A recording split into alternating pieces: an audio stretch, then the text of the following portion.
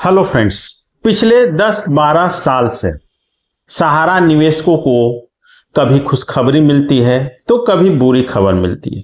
मतलब सहारा निवेशकों के साथ पिछले 10-12 सालों से धूप छांव का खेल चल रहा है। कारण यह है कि उनकी मेहनत की कमाई अभी भी सहारा में फंसी हुई है और एक दो नहीं बल्कि लगभग 13 करोड़ सहारा के निवेशक हैं जो अभी भी सिर्फ अपनी मेहनत की कमाई को वापस पाना चाहते हैं। यहां तक अब उन्होंने ब्याज, सूद, इंटरेस्ट का जो उनका था कि कुछ मोटा ब्याज मिलेगा, ज्यादा ब्याज मिलेगा, उसका भी उन्होंने त्याग कर दिया। अब उनका कहना है कि हमारा जो मूलधन था वही हमें मिल जाए, वही बहुत है। लेकिन पिछले 10-12 सालों से बहुत ही कम, बल्कि कहा जाए 1% लोगों का ही भुगतान हो पाया है, बल्कि बाकी के 99% से भी ज़्यादा लोगों का भुगतान लटका हुआ है। इंटरेस्ट की बात तो छोड़िए, उनका मूलधन तक उन्हें नहीं मिल पाया है। और सबसे बड़ी बात है कि उन्हें लगता है कि आगे मिलेगा भी नहीं। बहुत सारे सहारा निवेशकों से हमारी बात होती रहती है जिसमें अधिकांश लोगों का यही मानना है कि शायद ही अब उनका पैसा मिले। वो लोग मान चुके हैं कि उनका पैसा डूब चुका है। लेकिन जब तक इस देश में कानून व्यवस्था है, कोर्ट कचहरी है, तब तक उन्हें अपनी जो इस तरह की सोच है उसको हावी नहीं होने देना चाहिए। कहीं ना कहीं न्याय तो जरूर मिलता है, हाँ देर सही, लेकिन न्याय मिलेगा। और जहां तक मुझे उम्मीद है कि उनका पैसा नहीं डूबेगा और आशा बनाए रखनी चाहिए, पॉजिटिव सोचना चाहिए। नेगेटिव सोचने से कुछ नहीं होगा। समय का फेर है, कुछ समय खराब होता है, कुछ समय अच्छा होता है, लेकिन पैसा मिलेगा जरूर। जी हाँ दोस्तों, आज मैं एक बड़ी और अच्छी खुशखबरी लेकर आया हूं सहारा निवेशकों के लिए।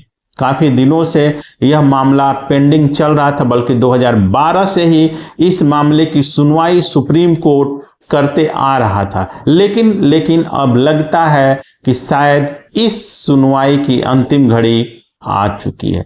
क्या है बड़ा अपडेट, कैसी खुशखबरी है, क्या आने वाले दिनों में इस खुशखबरी से सहारा के निवेशकों का भुगतान हो पाएगा, उसी को लेकर हम लोग आज के इस वीडियो में बात करेंगे।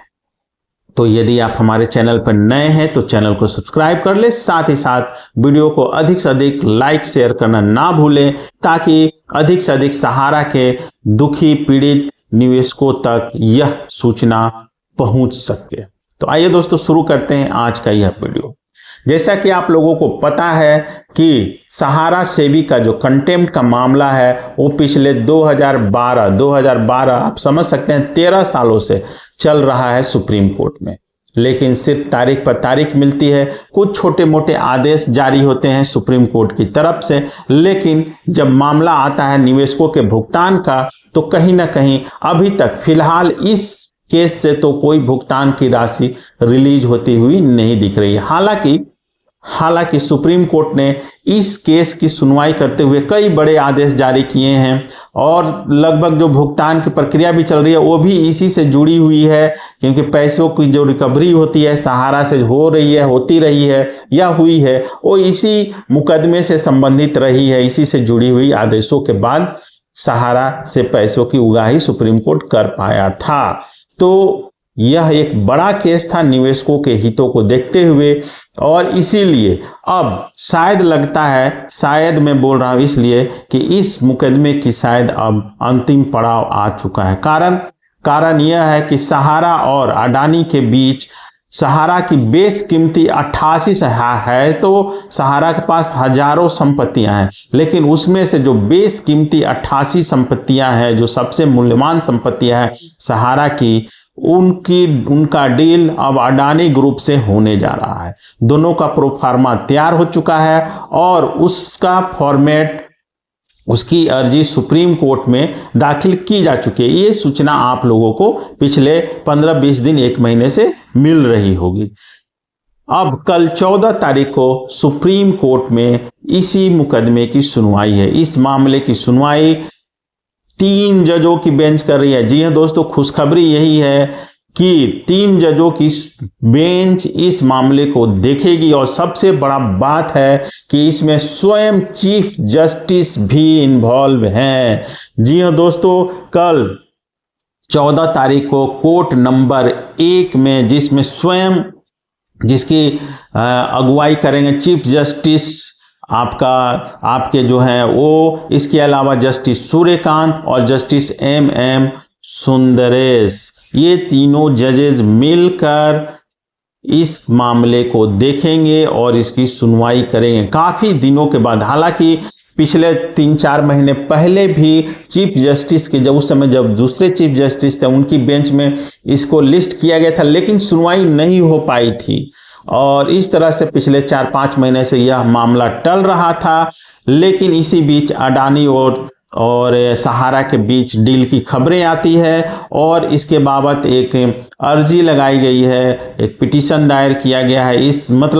सूचना दी गई है सुप्रीम कोर्ट को कि हमारा जो डील होने जा रहा है, क्या टर्म एंड कंडीशन है, किन किन संपत्तियों का, कितना संपत्तियों का, सारा डिटेल दिया गया है। सब कुछ मैं पहले भी वीडियो बना के इसकी सूचना आपको दे चुका हूं। अगर आपको जानकारी अपडेट नहीं है तो मेरे पिछले वीडियो को देख सकते हैं, जिसमें और बहुत सारे न्यूज़पेपर हैं, आप गूगल पर सर्च कर सकते हैं या फिर दूसरे अन्य लोग जो सहारा पर वीडियो बनाते हैं उनके भी वीडियो आप देखकर इसकी जानकारी ले सकते हैं कि किस प्रकार से सहारा और अडानी के बीच बड़ी डील होने जा रही है। हालांकि यह डील तभी संभव होगी जब सुप्रीम कोर्ट का आदेश जारी होगा। बिना सुप्रीम कोर्ट के आदेश के यह डील संभव नहीं है। तो इसीलिए यह अर्जी सुप्रीम कोर्ट में दाखिल की गई है और इसकी सुनवाई कल सुप्रीम कोर्ट में कल 14 तारीख को होने जा रही है। इसकी लिस्टिंग हो चुकी है।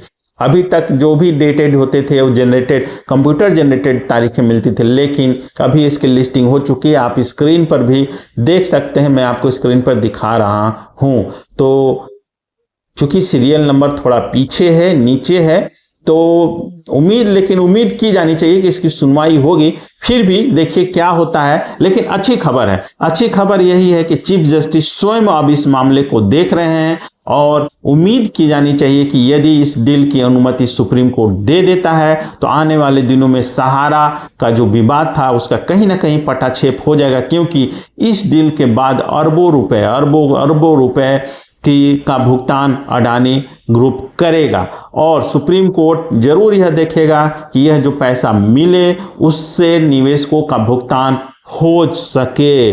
तो यह जो गेंद है अब सुप्रीम कोर्ट के पाले में डाली जा चुकी है और आने वाले कुछ ही दिनों में एक और बड़ी खुशखबरी मिलेगी कि किस प्रकार से सुप्रीम कोर्ट इस भुगतान से जो राशि मिलेगी उसका भुगतान प्रक्रिया शुरू करने का आदेश जारी करता है।